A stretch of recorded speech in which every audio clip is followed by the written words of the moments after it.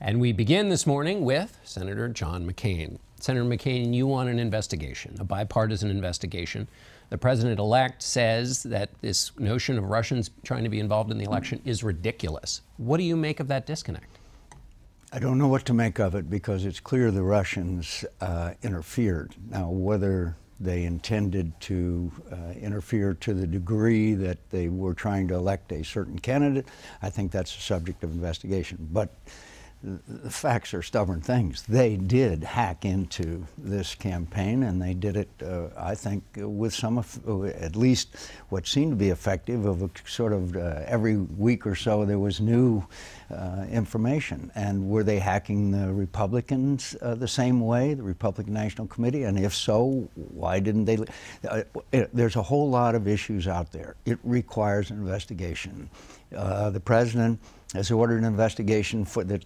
You're not going to find all this out in the next month between administrations. It's fine with me if he starts an investigation, but it's going to require congressional involvement. It's going to require in-depth. And by the way, the Russians have interfered in a lot of other elections. The Russians have hacked into some of our most secret military information. The Russians have been active using it as a tool, as part of Vladimir Putin's ambition to regain Russian prominence and dominance in some parts of the world.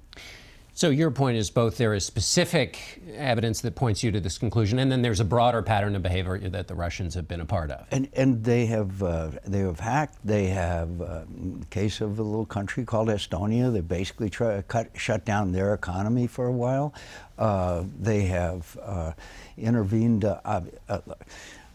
Here's a fundamental fact that we may get to this later on. Vladimir Putin is a thug and a murderer and a killer, and a KGB agent. He had Boris Nemtsov murdered in the shadow of the Kremlin. He has dismembered the Ukraine. He has now precision strikes by Russian aircraft on hospitals in Aleppo. Let's call Vladimir Putin for what he is. Does that mean you don't deal with him or talk to him? Of course you talk to him, but you do it the same way that Ronald Reagan did, and that's from a position of strength. And by the way, the Congress of the United States is not acting very responsibly on that issue, which is the subject of another encounter with us, between us. Based on what you've heard the President-elect say about Russia, he doesn't seem to share your view of Russia and speaking about it plainly. If speaking about it plainly is really the starting position in your case, then what do you say to the President-elect about his view of Russia?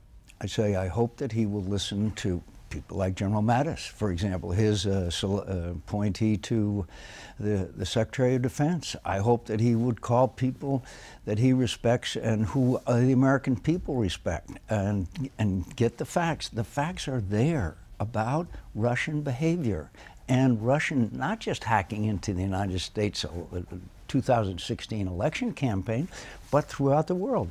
Vladimir Putin, and the Chinese, by the way, and other rogue states, view cyber as a form of warfare. And by the way, according to the testimony of our chairman of the Joint Chiefs of Staff and others, that's the area, cyber, that we are not ahead, do not have an advantage over our adversaries. Nor, by the way, does the Obama administration have a policy or a strategy in this whole issue of cyber warfare.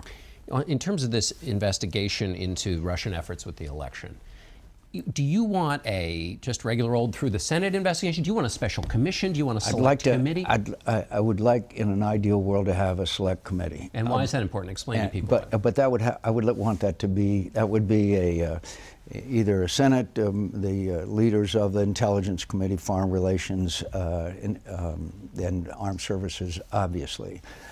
But that takes a long time. It takes a lot of negotiating, et cetera. So on the Armed Services Committee, by the way, I worked very closely with Richard Burr, with Senator Cardin and Senator Corker. We work closely together.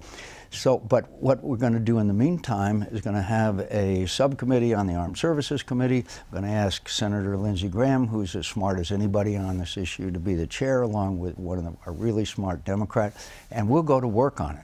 We'll go to work immediately, because the issue of cyber is not a static issue. But on this question of the election, you're trying to get politics out of it. You've said you want it to be bipartisan. President-elect says this is basically cooked up by the Democrats. How do you squeeze the politics out of this? Because I am confident.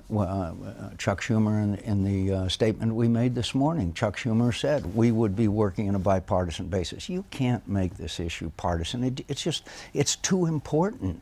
A fundamental of a democracy is a free and fair election.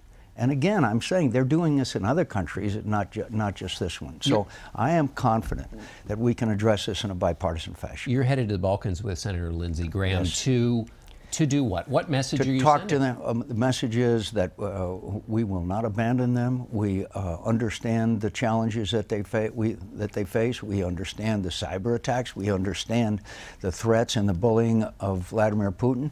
And we are a government that has a role to play for the Congress of the United States as well as the president. And so, are they more worried about because of this president's position on Putin? They're very worried. Let me ask you but about they aren't the only ones that are very worried. His potential nominee for Secretary of State, Exxon CEO Rex Tillerson. What's your view? I don't know him. I believe that we should give every nominee of the President of the United States a fair hearing, because that's the result of elections, and elections have consequences.